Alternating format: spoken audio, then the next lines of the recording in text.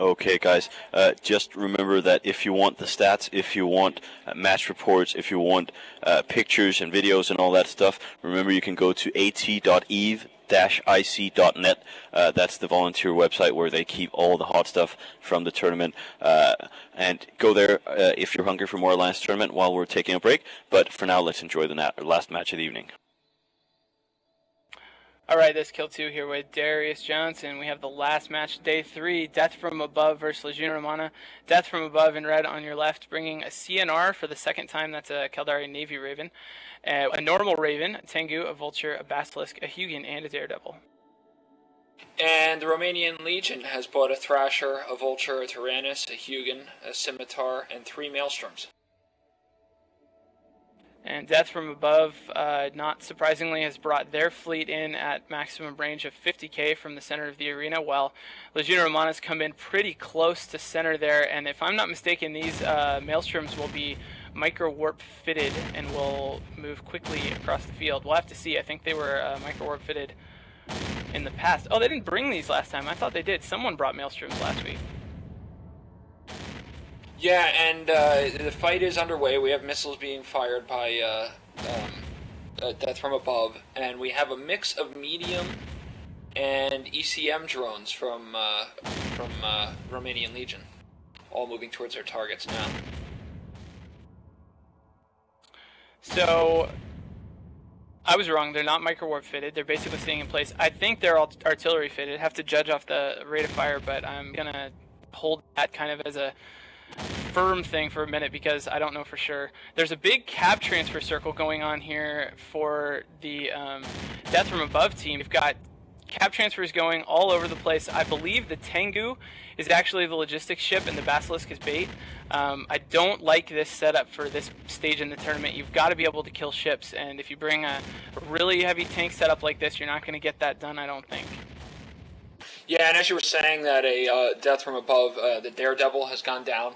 It looks now like the Romanian Legion has switched primaries to the non-Navy Raven. And they actually have some Warrior 2s heading in towards the target as well. So yeah, I'm going to stick with autocannons, 800s on the Maelstroms. Not artillery, which I guess they're close enough. They don't seem really interested in getting any closer to that fight, which surprises me with autocannons. You want to be really as close as you can. Even being at like 3k or so would probably be ideal. They have really long fall off, but every little bit closer you get means more damage since the optimal's so short. So I'm surprised they're not heading in there, even though they're pretty close already. They're working on this Raven, but his tank's holding pretty strong, and really no damage at all from Death from Above. Yeah, it looks like Death from Above pulled in those light drones that they had that they were shooting Romanian Legion with and swapped them out for shield maintenance bots, which is what's keeping the Raven alive. But it's only at 25% shields now, and once that shield drops, the Raven will drop with it. Yeah, I think you're actually right about that. I thought it was a joke at first, but, well, there is still a couple warriors out.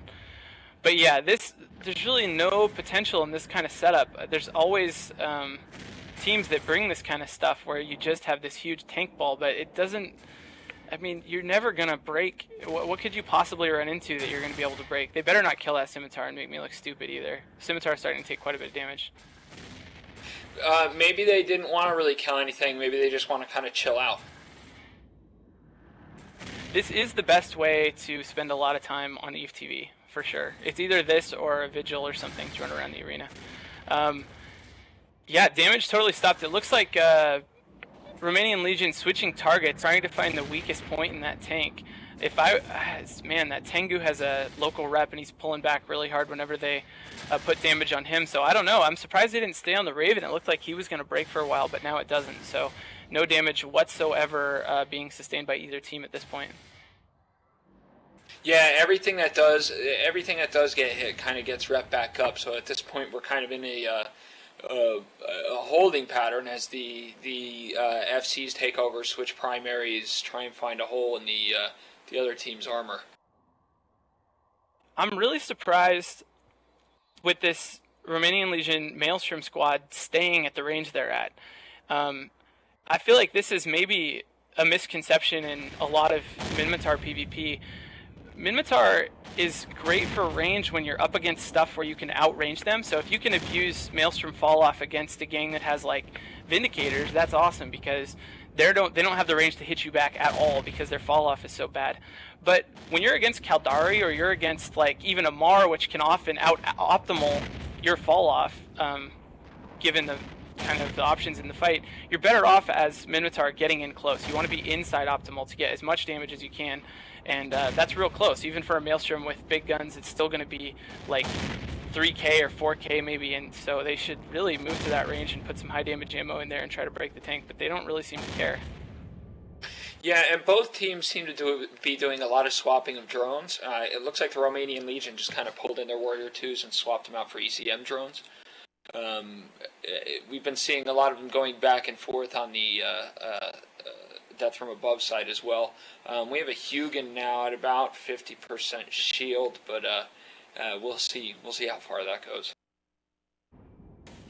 I just, you know, a good point was brought up that maybe the reason they're not pulling the range is the Hugin, because the Hugin obviously can hold them off pretty good. If the Maelstroms don't have propulsion fitted, it'd be hard for them to get close. But I'm looking at a Maelstrom right now that does not have a web on it. There's one that does, two that do actually. One of them's starting to pull in a little closer, actually, the one with the web, but I'm surprised this one that isn't webbed still just now starting to turn towards the fight. We'll see if maybe they take my advice and maybe swap to some EMP and try and really get all the damage they can out of those Maelstroms and break this tank. Yeah, it's worth. Those Maelstroms are taking damage, but they're shield repping right back up. And interestingly enough, it seemed to be more than one for a second. Like they're kind of probing.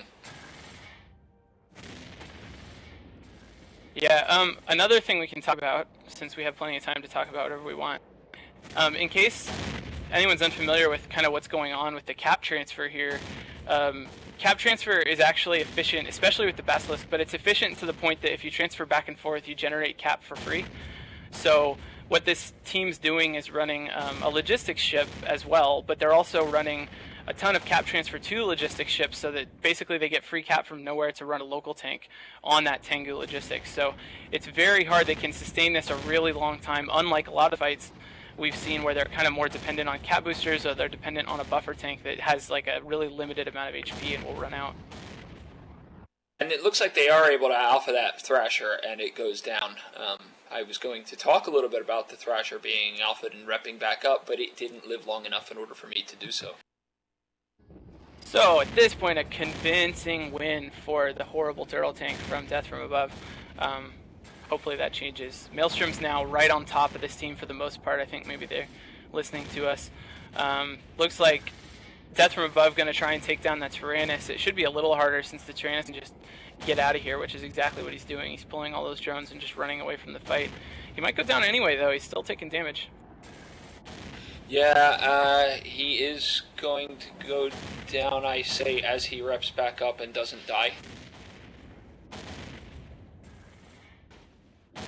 Ooh, and I thought that Death from Above was actually ahead when they took out that Thrasher. Ooh, it looks like the Tyrannus might go down. Those light drones still doing damage.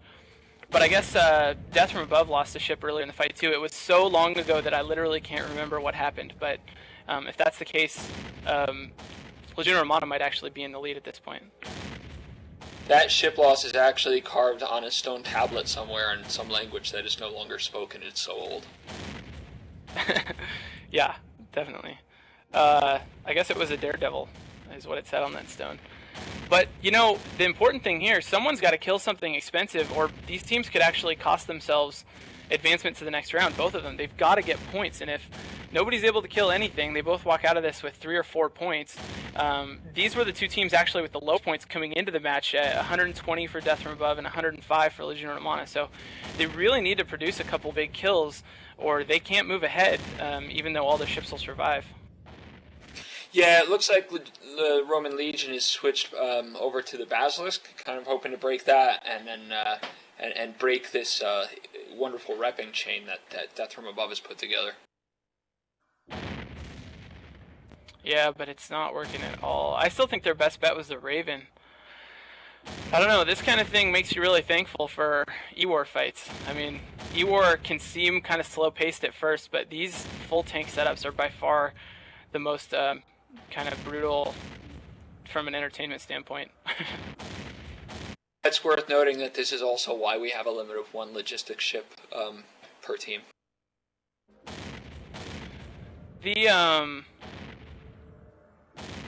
Well, I don't know. I'm wondering if they could, like, kill drones. There's a lot of rep drones in here, you know, helping out this Basilisk, and they could even start killing some of those medium and light shield bots to just get the tank a little bit lighter. Looks like they might get through the Basilisk, actually. They're finally getting enough damage to get him down to where he's going to go into armor. Yeah, he's starting to go. He's still repping up a little bit, but he's starting to dip down. I'll thank my maker for that when he's gone. This is so fantastic. The Basilisk is going to die. I'm almost sure of it. And once that happens, I don't know how much difference that'll make for the overall tank, because mostly all the Basilisk would have been doing here is cap transfer. Oh no. For some reason the reps just turned back on and he's pulling back like no problem. What happened? I've decided that if the Basilisk goes down, their tank chain will break completely, regardless of what anybody else is doing. I don't understand. I think they just let his tank drop, like, to be cruel, maybe, or something. There's no E-War anywhere that could have prevented him from being repped, as far as I know. Is there jam drones or something? Yeah, there is. There's jam drones. So, Solar Fleet has jam drones. It looks like, well, they must be on the Tengu, because that's the only reason the reps would stop. So they need a cycle where the Tengu is jammed, and then they need to put tons of damage. Here it comes. The Basilisk in structure now. And that Basilisk is almost gone. Basilisk, don't yell at me. And it's gone. Woot! Hey! So, now we'll see if the tank chain gets any weaker. There's got to be time running out in this match. Claw said 5 minutes some time ago. I don't have any idea how long. But now the Tengu going down pretty quick. He's got that local tank, but now he doesn't have cap transfer from the Basilisk, so he might run out of cap pretty soon here.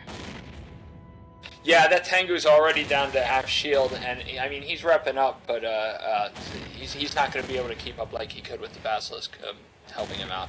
Although he doesn't seem to have a whole lot of trouble. Dude, he's still getting cap transfer from. He's getting cap transfer from the Vulture and the Hugin, even not just the two Ravens. They're all cap transferring to him. So unless they can run those ships out of cap, well, he's breaking. Maybe he will. Maybe that Basilisk was the single ship that was giving him enough cap to hold the tank. I don't know. I think they might be better off going with what they just did to the Basilisk. Try to jam the Tengu and kill the Raven or something. You sure he's getting cap transfer from the Raven and not perhaps Satan himself? I don't think it's Satan. That's my guess. That's unfortunate. His reps are keeping up just fine, and we don't really have any damage being done to the Romanian Legion either. So here we go. Yeah, I think they need to switch. I don't think they're going to be able to break the Tengu. I just still don't understand, like, did Death from Above expect to advance using this? All they had to do was kill, like, 3 ships, you know, kill 1 battleship, plus a little bit, and you're good enough. They had 120 points. This is, like, the only strategy that clearly says we don't want to advance to the next round. Maybe this particular group of pilots from Death from Above are pacifists, and we're hoping to move forward in the tournament without killing anything. You know, actually, what they may have been thinking is that Leguinea Romana would need to move through on points, and I think that a lot of teams might expect some setups like we saw early in this round, which is kind of battlecruiser heavy setups that don't have a lot of logistics, that are meant to just get points. And this tank setup actually would be pretty good against something like that, because it might be able to hold off the DPS, and you're up against a team that doesn't have logistics and you can just break it down over time. But it's kind of a gamble, because you get anything with logistics or anything with E-War and your setup falls apart, so I still don't like it. Yeah, and it's also worth repeating something that you said earlier. I think that their best move at this point is probably to at least try and kill the drones that are repping up the ships, because they don't seem to be having very much success trying to break the tank otherwise. And there was just some drones blowing up, but I'm not sure which team they're for. They're still, I'm guessing actually it's ECM drones, because I'm seeing less and less blue drones in this little blob and more red ones. So maybe that's what needs to happen. You know, the Romanian Legion needs to start focusing on some of these shield bots. I don't know, it would take a long time though. The match has got to be getting close to over, less than 1 minute now. So if they're not able to bring down this Tengu with some luck, like in the next 30 seconds, probably nothing going to change from now until the end of the match. I'm pretty sure the pilots of the drones fell asleep at the wheel. Oh, pilots of the drones? The we're at about 50% shields on that Hugin, but I doubt it's going to go down before the match runs out of time. I don't think so either. Claw's got 10 seconds in local, so death from above and the Romanian Legion seeing us out of day 3 in a pretty underwhelming fashion. Thank you very much, guys. There's no winner here, and hopefully neither of these teams advance. And I guess we can go back to Soundwave since the match is over. Yeah, that is quite an underwhelming way to end the day. These teams not doing very well. Honestly, most of the teams after the break have been pretty much superb up to this match. That's just too bad. Remember that we have even more matches tomorrow. We have 8 matches in the afternoon and 8 matches in the evening. All the action starts again at 1500 Eve, where we find out the 32 teams going to our live weekend. It's going to be fantastic, amazing, and full of everything you like.